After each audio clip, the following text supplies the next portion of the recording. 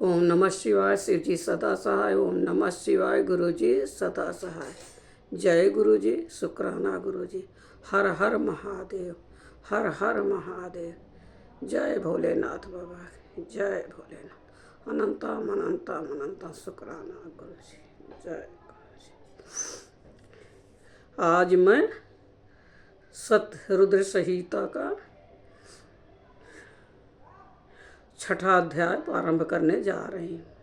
जय गुरु जी। नंदी स्वरावत अवतार का वर्णन।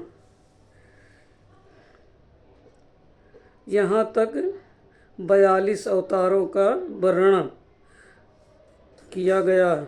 अब नंदी स्वराय अवतार का वर्णन किया जाता है। सनंद कुमार जी ने पूछा, प्रभु आप महादेव के अंश से उत्पन्न होकर पीछे शिव को कैसे प्राप्त हुए थे? वो सारा वृत्तांत मैं सुनना चाहता हूँ। उसे वर्णन करने की कृपा करें। नंदीश्वर बोले, सर्वज्ञ सनंद कुमार जी, मैं जिस प्रकार महादेव के अंश से जन्म लेकर शिव को प्राप्त हुआ उस प्रसंग का वर्णन करता हूँ। तुम सावधानी पूर्वक श्रवण करो। शिलाद नामक एक धर्मात्मा मुनि थे। पितरों के आदेश से उन्होंने अयोनिज सुव्रत मृत्युहीन पुत्र की प्राप्ति के लिए तप करके देवेश्वर इंद्र को प्रसन्न किया। परंतु देवराज इंद्र ने ऐसा पुत्र प्रदान करने में अपने को असमर्थ बताकर सर्वेश्वर महाशक्ति संपन्न महादेव की आराधना करने का उपदेश दिया। तब शिराध भगवान महादेव को प्रसन्न करने के लिए तप करने लगे। उनके तप से प्रसन्न होकर महादेव वहाँ पधारे और महासमाधि मग्न शिलाध को थपथपाकर जगाया। तब शिलाध ने शिव का स्तवन किया और भगवान शिव के उन्हें वर देने को प्रस्तुत होने पर उनसे कहा, प्रभु मैं आपके ही समान मृत्युहीन अयोनिज पुत्र चाहता हूँ। तब शिवजी प्रसन्न होकर मुनि से बोले। शिवजी ने कहा, तपोधन विप्र, पूर्व काल में ब्रह्मा जी ने, मुनियों ने तथा बड़े बड़े देवताओं ने मेरे अवतार धारण करने के लिए तपस्या द्वारा मेरी आराधना की थी। इसलिए मुने, यद्यपि मैं सारे जगत का पिता हूँ, फिर भी तुम मेरे पिता बनोगे और मैं तुम्हारा अयोनिज पुत्र होऊंगा तथा मेरा नाम नंदी होगा।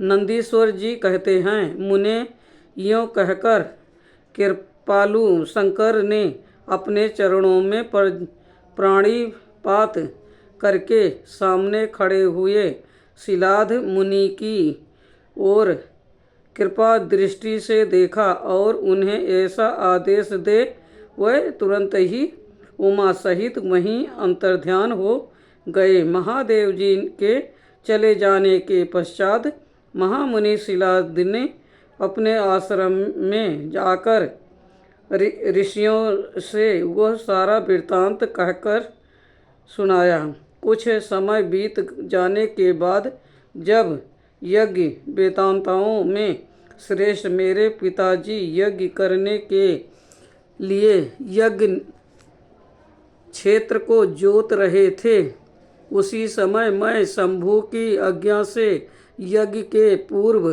ही उनके शरीर से उत्पन्न हो गया। उस समय मेरे शरीर की प्रभा युगांतर कालीन अग्नि के समान थी।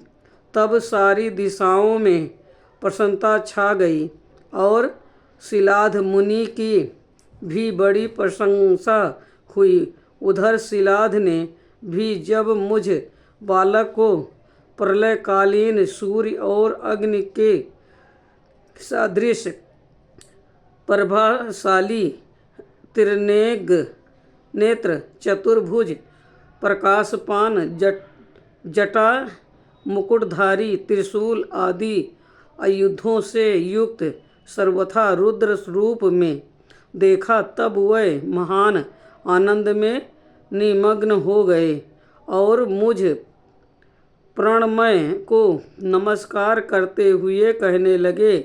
शिलाध बोले, सुरेश्वर, चूँकि तुमने नंदी नाम से प्रकट होकर मुझे आनंदित किया है, इसलिए मैं तुम आनंदमय जगदीश्वर को नमस्कार करता हूँ।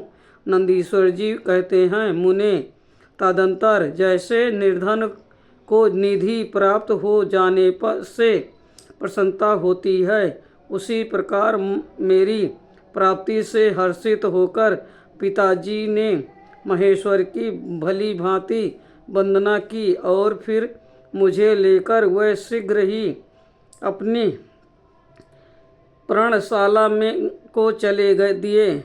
महामुने, जब मैं शिलाध की कुटिया में पहुंच गया, तब मैंने अपने उस रूप का परित्याग करके मनुष्य रूप धारण कर लिया। तदंतर सलंकायन नंदन पुत्र वत्सल शिलाध ने मेरे जात कर्म आदि सभी संस्कार संपन्न किए।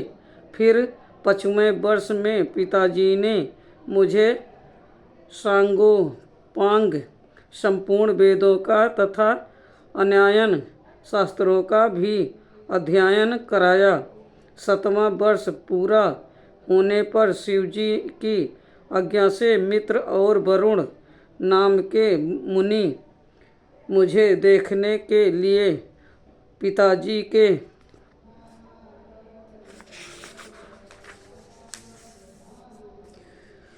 आश्रम पर पधारे। शिलाध मुनि ने उनकी पूरी आवभगत की। जब वह दोनों महात्मा मुनीश्वर आनंद पूर्वक आसन पर विराज गए, तब मेरी ओर बारंबार निहार कर बोले। मित्र और वरुण ने कहा, तात शिलाध, यद्यपि तुम्हारा पुत्र नंदी संपूर्ण शास्त्रों के अर्थों का पारगामी विद्वान है, तथापि इसकी आयु बहुत थोड़ी है। हमने बहुत तरह से विचार करके देखा, परंतु इसकी आयु 1 वर्ष से अधिक नहीं दिखती। उन प्रियवरों के यूँ कहने पर पुत्र वत्सल शिलाध नंदी को छाती से लिपटा कर दुखार्त हो फुट कर रोने लगे। तब पिता और पितामह को मृतक की भांति भूमि पर पड़ा हुआ देख नंदी शिव जी के चरण कमलों का स्मरण करके प्रसन्नतापूर्वक पूछने लगा, पिताजी, आपको कौन सा ऐसा दुख आ पड़ा है जिसके कारण आपका शरीर कांप रहा है और आप रो रहे हैं? आपको वह दुख कहाँ से प्राप्त हुआ है? मैं इसे ठीक ठीक जानना चाहता हूँ। पिता ने कहा, बेटा, तुम्हारी अल्पायु के दुख से मैं अत्यंत दुखी हो गया रहा हूँ। तुम ही बताओ, मेरे इस कष्ट को कौन दूर कर सकता है? मैं उसकी शरण ग्रहण करूं? पुत्र बोला, पिताजी, मैं आपके सामने शपथ करता हूं और ये बिल्कुल सत्य बात कह रहा हूं कि चाहे देवता, दानव, यम, काल तथा अन्यायन प्राणी ये सब के सब मिलकर मुझे मारना चाहें तो भी मेरी बाल्यकाल में मृत्यु नहीं होगी। अतः आप दुखी मत हो। पिता ने पूछा, मेरे प्यारे लाल, तुमने ऐसा कौन सा तप किया है अथवा तुम्हें कौन सा ऐसा ज्ञान,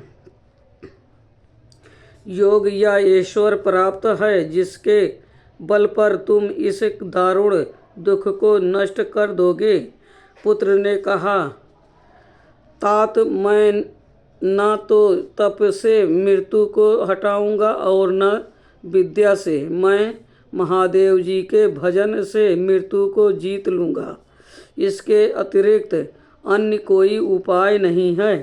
नंदीश्वर जी कहते हैं, मुने यूँ कहकर मैंने सिर झुकाकर पिताजी के चरणों में प्रणाम किया और फिर उनकी पर दक्षिणा करके उत्तम वन की राह ली। आज का सतरुद्र संहिता का 6ठा अध्याय संपूर्ण हुआ। ओम नमः शिवाय। शिव जी सदा सहाय। ओम नमः शिवाय। गुरु जी सदा सहाय। जय गुरु जी। शुक्राना गुरु जी। अनंतम अनंतम शुक्राना गुरु जी। हर हर महादेव। हर हर महादेव। जय गुरु जी। जो शिव पुराण पढ़ने में भूल चूक हुई हो माफ़ करना गुरु जी, माफ़ करना। जय भोलेनाथ बाबा।